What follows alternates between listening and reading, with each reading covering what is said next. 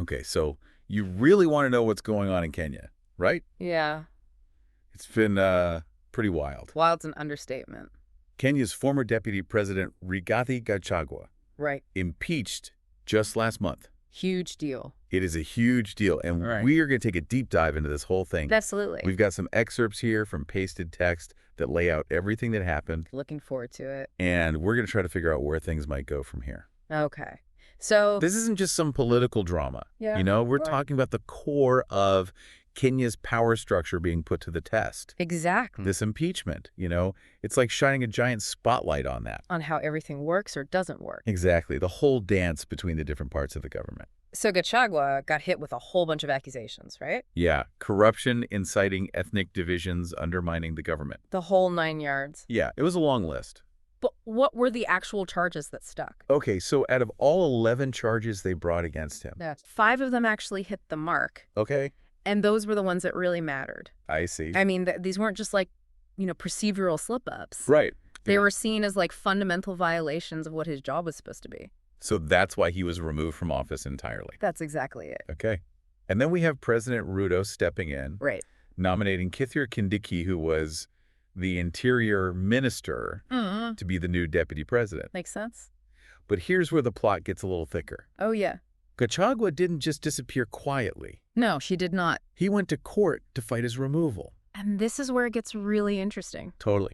This legal battle was about way more than just Gachagua. It's a bigger picture thing. Exactly. Yeah. It shows us the checks and balances in Kenya's government. Right. And it's also super fascinating because it tested the limits of the president's power.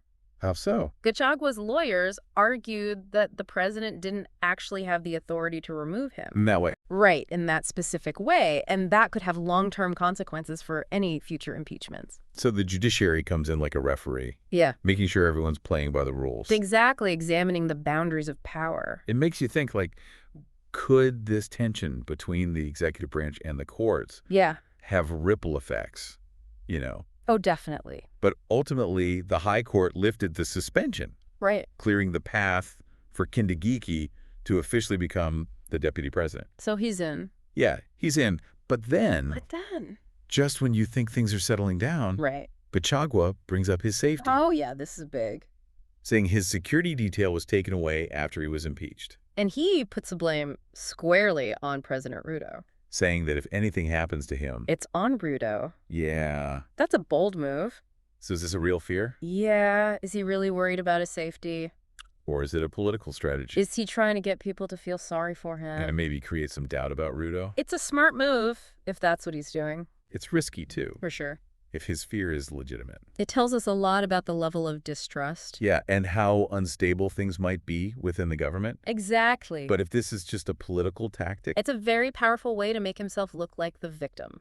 and to further weaken Ruto's authority. Absolutely. And then we have Mount Kenya, which is where Gachagua held a lot of power. Right, his stronghold. His removal from office really shakes things up there. Oh, absolutely. We're seeing a total realignment of political forces in Mount Kenya. In what way? We're seeing some major players Give us some names. name influential figures are publicly distancing themselves from Gachagua's faction, Interesting. and they're potentially aligning themselves with rival faction figure. Okay. This could completely change who has the power in that region. Especially with Misi mentioned upcoming election coming up. It's going to be a game changer. So just to recap, we Yeah. started with this really dramatic impeachment. Mm-hmm. Then we had a legal battle. Right in the courts. We have questions about Gachagua's safety and potential political maneuvering. Yeah. And in the middle of it all, Mount Kenya's political landscape is undergoing this huge transformation.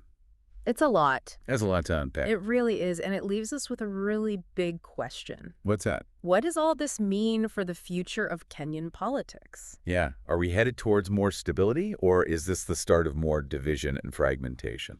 That's the million-dollar question. What do you think? What do you think? I don't know. It's hard to say. Yeah. We've gone over the main events, Mm-hmm. the struggles for power, Right. the potential consequences. Yeah. But this deep dive is really just a starting point. Absolutely. This story is far from over. It's just getting started. So stay curious, keep digging, because the future of Kenyan politics is being written right now. It's a fascinating time to be watching. For sure. For sure. Thanks for joining us for this deep dive, My pleasure. and we'll see you next time. See you then. Bye. Bye.